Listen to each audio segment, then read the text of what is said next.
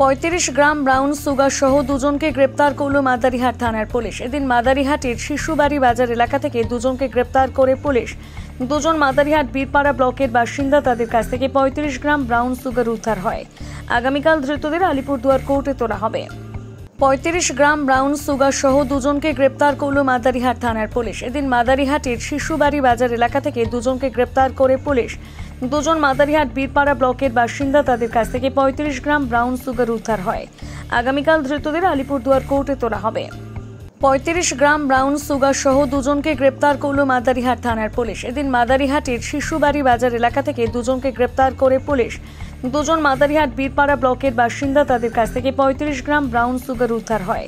আগামীকাল ধৃতদের আলিপুরদুয়ার কোর্টে তোলা হবে। ৩৫ গ্রাম ব্রাউন সুগার সহ দুজনকে গ্রেপ্তার করল মাদারিহাট থানার পুলিশ। এদিন মাদারিহাটের শিশুবাড়ি বাজার এলাকা থেকে দুজনকে গ্রেপ্তার করে পুলিশ। দুজন মাদারিহাট বীরপাড়া ব্লকের বাসিন্দা। তাদের কাছ থেকে ৩৫ গ্রাম ব্রাউন সুগার উদ্ধার হয়। আগামীকাল ধৃতদের আলিপুরদুয়ার কোর্টে তোলা হবে।